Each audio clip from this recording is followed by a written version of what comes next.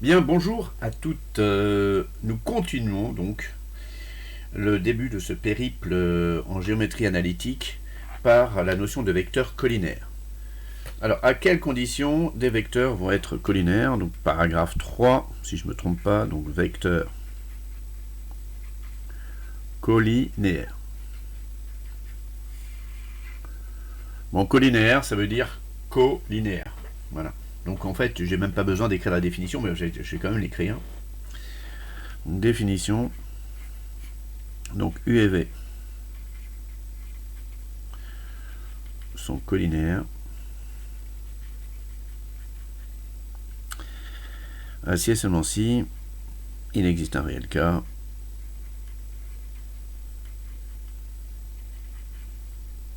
qui peut exprimer l'un en fonction de l'autre, donc tel que U égale K fois V. Voilà. Donc ça signifie que ces vecteurs sont dans la même direction et non pas nécessairement le même sens. On va dégager le cas nul. Donc si K égale 0, le vecteur U est égal au vecteur nul, et donc le vecteur nul est collinaire donc à tout vecteur. À tout vecteur du plan. Bon, on a passé le cas K égale 0. Donc maintenant on va supposer K non nul. Et si on suppose K non nul, j'aimerais bien qu'on fasse une petite carte de ce qui se passe, c'est-à-dire qu'on revienne en sixième, on fasse un balade gradué avec une flèche au bout. Voilà. Ici on met 0, 0 on l'a éliminé. Ici on met 1, ici on met moins 1. Voilà. Bien. Donc le réel K, il est soit plus grand que 1, soit compris entre 0 et 1, soit compris entre 0 et moins 1, soit plus petit que moins 1. Est-ce que vous êtes bien d'accord? Bien. Lorsque le réel K va être compris entre 0 et 1, eh bien, U et V vont être dans le même sens. Et si K est compris entre moins l'infini et 0, eh bien, U et V vont être dans le sens opposé.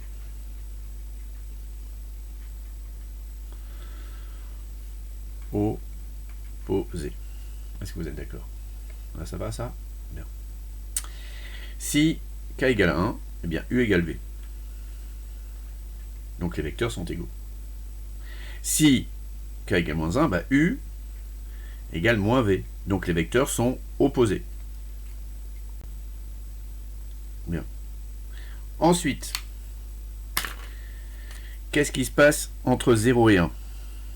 Bien, entre 0 et 1, vu que U est égal à K fois V, si K est compris entre 0 et 1, eh bien la norme de U, à ce moment-là, va être inférieure à la norme de V. Et du coup, ici, la norme de U va être supérieure à la norme de V. Ici, la même chose, hein, la norme de U va être inférieure à la norme de V. Et ici, la norme de U eh bien, va être supérieure à la norme de V. Strictement supérieure à la norme de V. Voilà. Donc ça, déjà, ça doit être clair dans votre tête. Et surtout, quoi qu'il arrive, U et V sont dans la même direction. D'accord? Ils sont dans la même direction. U et V ont la même direction. Ce qui va changer avec les valeurs de K, c'est le sens et les normes. Regardons ça de plus près. Alors, dans un premier temps, on va considérer 3 points ABC tel que AB est égal à moins 3 fois AC. Voilà. Alors, qu'est-ce que je dois regarder? Donc, ce sont des vecteurs qui sont collinaires. Pourquoi? Parce que j'ai un vecteur qui s'exprime k fois en fonction de l'autre, donc ce sont des vecteurs qui sont collinaires. Première chose que je remarque, c'est qu'il y a une lettre en commun. Est-ce que vous êtes d'accord? Donc ça indique que ABC sont alignés. Voilà. Ok. ABC aligné. Mais comment? Comment sont-ils alignés? Alors, ici, je vais faire des codes couleurs, ça va faire très classe. Alors, ici, on va regarder le signe. Et donc, ça veut dire que AB et AC sont de sens opposé. AB et AC de sens opposé. Donc, ça veut dire que A appartient au segment BC. A, il est entre les deux. Voilà, ça, c'est donné par le signe. D'accord? Et ensuite, la valeur. La valeur, elle nous sert à quoi, la valeur?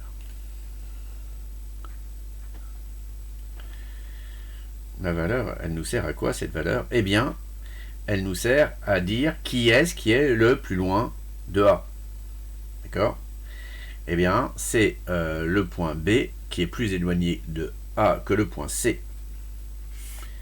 Donc, si je fais quelque chose, voilà, 3 et 1, ça fait 4. Donc, j'ai divisé en 4. Je vais mettre ici le point A.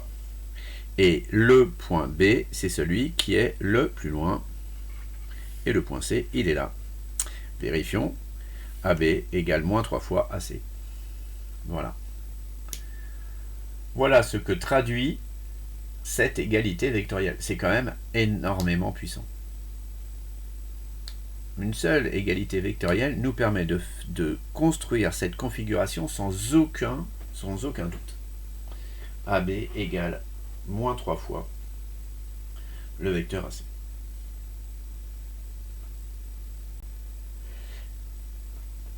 Est-ce que ça va pour tout le monde? Oui. Alors maintenant, on va faire une deuxième. On va faire AD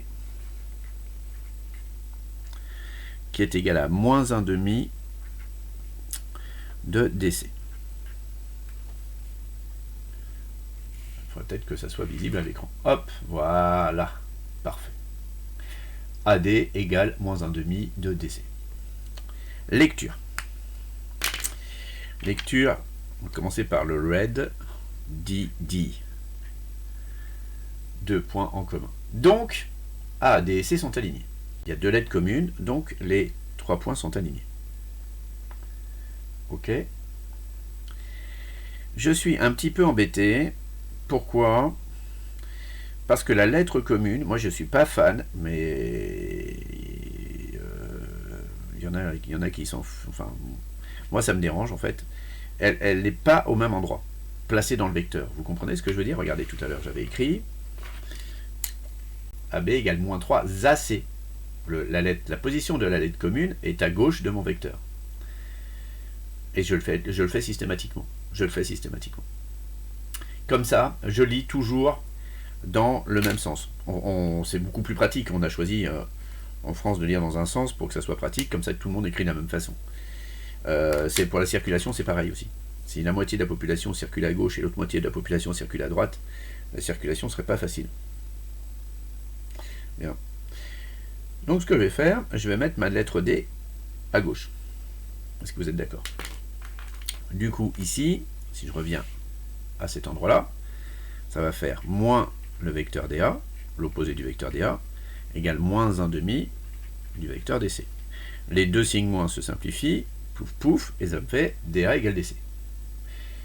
Donc maintenant ici, alors, donc mes points sont alignés, j'ai pas écrit, je suis pas sérieux quand même. Donc le petit trait rouge, ça disait ADC aligné.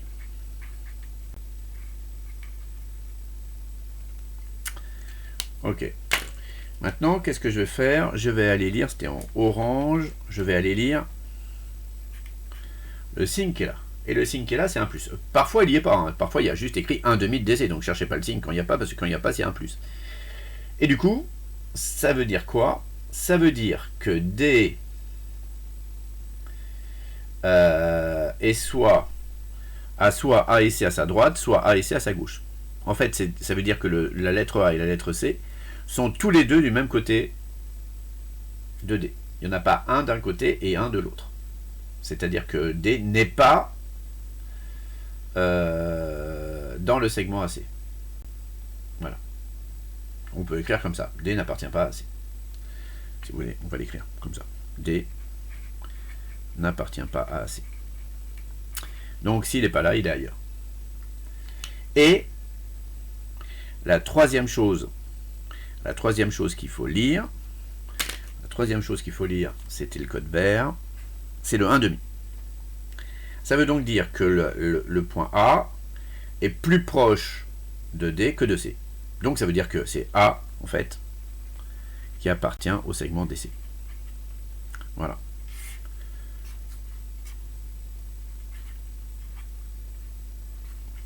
DA égale 1,5 de DC. Et on peut même dire ici qu'en fait, ça traduit le fait que A, c'est le milieu du segment DC. Voilà.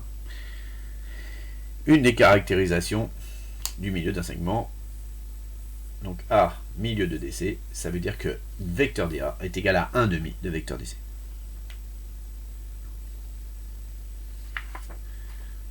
Ça va ? On continue. Maintenant, je vais écrire que le vecteur AB est égal à 3 fois le vecteur DC. Alors là, on n'a plus de lettres en commun. On est d'accord ? Il n'y a plus de lettres en commun. Là et là, il n'y a pas de lettres en commun. Ça signifie donc que la droite AB, la droite j'ai dit, ce que ça m'énerve quand ma main n'écrit pas ce que mon cerveau dit. On est tous pareils.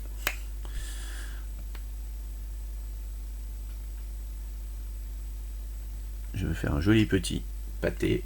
Voilà. La droite AB est donc parallèle à la droite DC. Ça, c'est la première chose. Bien. Ensuite, ici, donc notre signe qui est ici, qui n'est pas écrit, en fait, qui est en fait un plus, nous dit que AB et DC sont dans le même sens. Puisque c'est un plus. Ils sont parallèles. Ils sont dans le même sens. Et la dernière chose qui nous importe, c'est le vert. Il y a le 3. Et donc ça veut dire que la distance AB, ou la norme du vecteur AB qui correspond à la distance AB, eh bien, elle est égale, cette distance AB, à 3 fois la distance DC. Bon.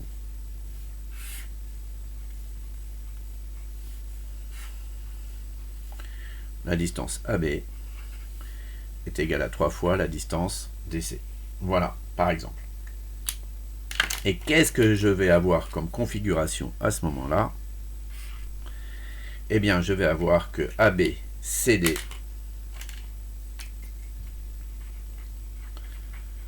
est un trapèze. ABCD est un trapèze. Voilà. Donc la collinarité, ça se lit doucement. Lorsque vous avez des vecteurs qui sont collinéaires, eh bien votre lecture, elle doit se faire vraiment très tranquillement, sans du tout vous stresser, pour démontrer, vous voyez, que vous avez des points qui sont alignés. Eh bien, vous allez utiliser la propriété de la collinéarité en ayant bien conscience qu'il vous faut un point commun dans l'égalité vectorielle que vous allez obtenir. Et pour traduire le parallélisme, Il faut juste avoir des vecteurs qui sont collinéaires sans avoir de lettres en commun. Tout simplement. Alors prenons un exemple. Si vous voulez, on va prendre un exemple. On va considérer 3 points A, I et C non alignés, donc un triangle. Non, pas I, que disent ABC. Donc un triangle.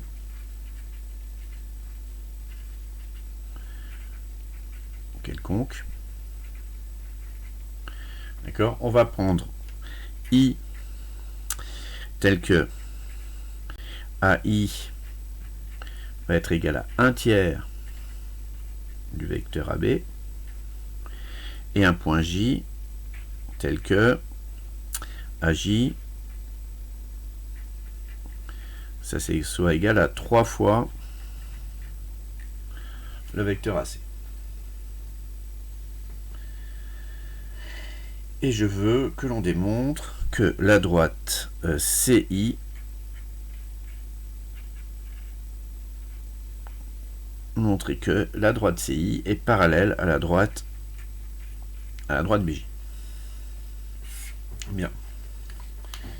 Alors, comme on ne fait pas de maths sans faire un petit croquis au brouillon avant de commencer toute démonstration, on va faire un petit croquis au brouillon avant de commencer la démonstration.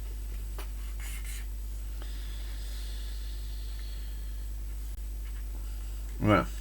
J'ai donc un triangle ABC quelconque, au pif, avec un point I, toujours main levée, hein. Ça c'est sur vous, c'est le brouillon ça. Hein. AI qui est égal à 1 tiers de AB, et AJ qui est égal à 3AC. Hop, hop, J il est là. Voilà.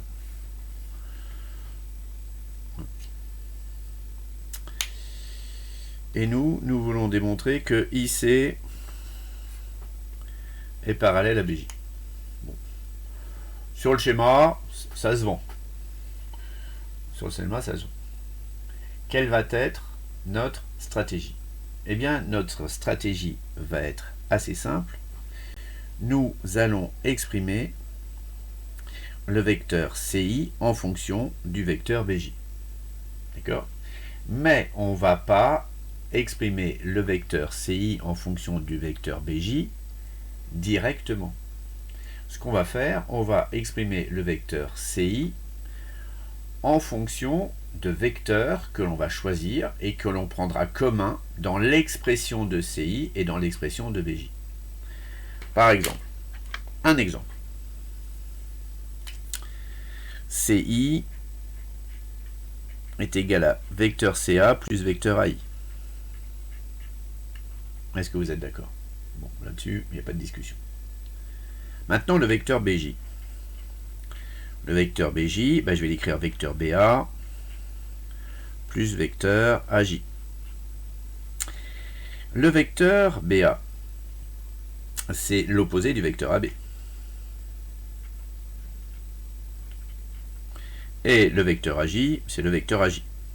Mais dans l'énoncé, on m'a dit que AJ, ici, valait 3AC. Donc, du coup, je remplace par AJ, je remplace par 3AC. Maintenant, le vecteur AB. Le vecteur AB qui est ici, vu que AI est égal à 1 tiers de AB, c'est que AB égale 3AI. Donc, ça me fait moins 3AI. Plus 3AC. Et ici, qu'est-ce que j'avais? J'avais moins AC plus AI. Je remonte la feuille, vous allez voir les deux vecteurs maintenant.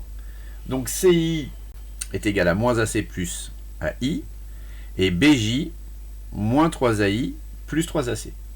Ici, je vais pouvoir mettre 3 en facteur, moins 3 en facteur même, pour être bien sympa, moins 3 facteurs de AI moins AC, ou si vous préférez, moins AC plus AI. Là, je vais l'écrire AI moins AC. J'aime pas avoir mon moins en début de ligne parce que j'ai tendance à les oublier, de les recopier. Donc AI moins AC ici, AI moins AC ici, et donc voilà. voyez, je vais exprimer le vecteur CI en fonction du vecteur BJ, mais je ne vais pas exprimer le vecteur CI en fonction du vecteur BJ directement. Je vais choisir deux vecteurs, alors on va voir comment ça fonctionne, quelle est la stratégie qui est derrière, mais la relation de Chasles, elle sert à ça. Elle sert à pouvoir ici décomposer le vecteur CI avec la lettre que je veux. Et la lettre qui me semblait sympa ici, c'était la lettre A. C'était la lettre A. Pourquoi c'était la lettre A? Parce que là, on m'avait donné AI et AJ. On m'aurait donné BI et BJ, la lettre sympa aurait été B. En fait, c'est le contexte de l'énoncé et la figure que vous construisez qui vous amène à un choix et à une stratégie. Et voilà. Et donc maintenant, je vais conclure. Ainsi, eh bien, BJ est égal à moins 3 CI. Les droites BJ et CI sont parallèles.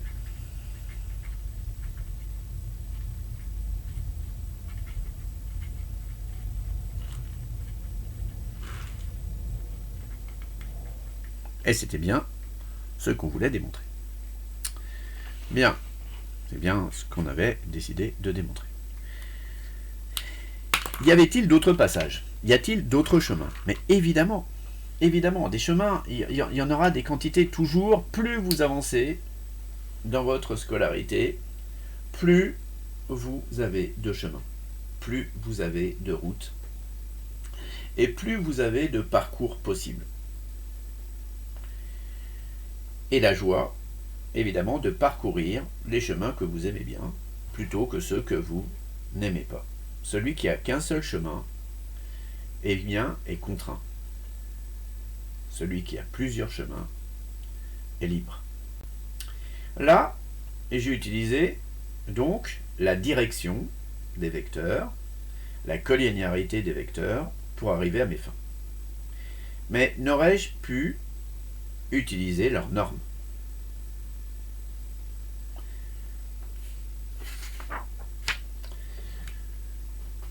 Lorsque j'écris que le vecteur AI est égal à 1 tiers du vecteur AB, j'écris que la distance AI, la norme du vecteur AI, si vous préférez, donc la distance AI, est égale à 1 tiers de la norme de AB, et donc est égale à 1 tiers de AB. Et en fait, j'écris que AI sur AB est égal à 1 tiers. Est-ce que vous êtes d'accord? Là, j'utilise une approche, donc, à l'aide des normes. Maintenant, si je dis que le vecteur AJ est égal à 3 fois le vecteur AC, eh bien, je dis que la distance AJ est égale à 3 fois la distance AC. Je dis donc que la distance AC sur la distance AJ est égale à 1 tiers. J'ai un tiers ici et j'ai un tiers ici. Qu'est-ce que je viens de démontrer? Je viens de démontrer que la distance AI sur la distance AB est égale à la distance AC sur la distance AJ. Avec comme information que C, eh bien, il appartient ici à AJ, et avec celle qui est ici, que I appartient à AC. Et je suis donc dans une configuration de Thalès. Configuration de la réciproque de Thalès. Et qu'est-ce que je peux affirmer? Puisque si AI sur AB est égal à AC sur AJ, c'est que IB est parallèle à CJ. Qu'est-ce que je dis? C'est pas du tout ça que je voulais démontrer, du tout. C'était donc il faut que je croise. Donc ça me fait AI sur AC qui est égal à AB sur AJ. Je croise ici parce que c'est pas ça qui m'intéressait puisque j'avais l'alignement. Et donc AI sur AC égale AB sur AJ. Et donc là, je prouve que CI est parallèle à BJ.